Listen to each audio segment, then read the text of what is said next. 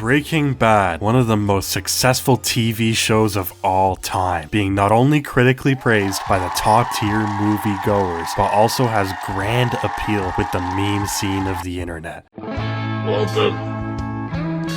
But what if I took this beloved property and turned it into a game that nobody really asked for? How will that go? Let's find out, because I turned Breaking Bad into a video game. So if you know anything about me, I'm bad at making games, like really bad. So I should probably make some kind of plan to organize myself. So what I'm thinking for this game is to make some type of action slash adventure kind of hack and slash game. My main inspiration for this is the Newgrounds classic game Castle Crashers.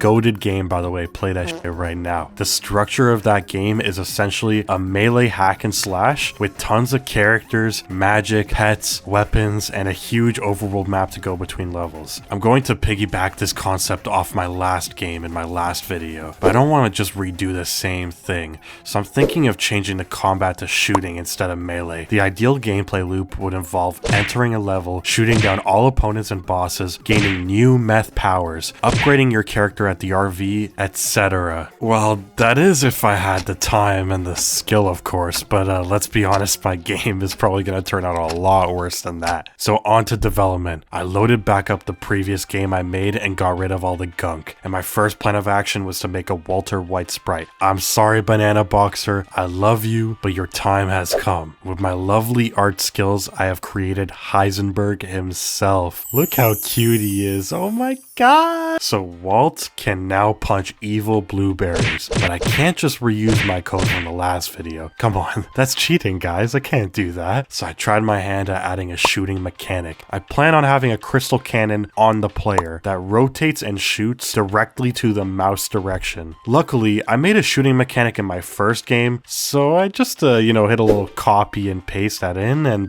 there we go. I'm not really sure how to have the mouse move the object orientation, so I followed a tutorial by Blackthorn Prod on 2D shooting, and I've got it working mostly.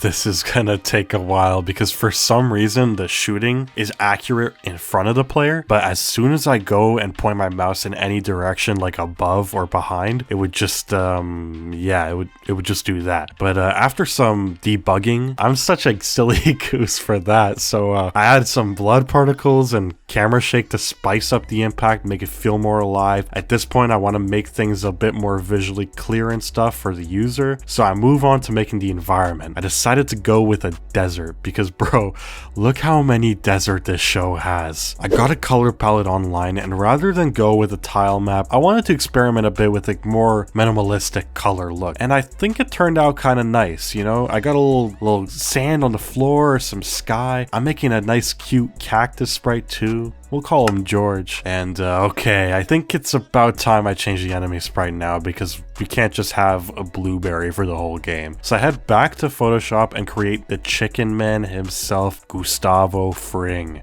And that's everything for today. Yo, what up, biatch? I thought you were gonna put in more stuff in this game. It's a bit basic, yo. Yes, I'm very aware of this fact that it's very basic, but I have something going on in my life right now called exam season, so this was all I had time for. But if you guys like this project and want to see more updates to this game, comment down below to let me know, and I'll make another video with a massive update on this game, if enough people want it, of course. With that being said, thanks for watching, and I'll see you next video.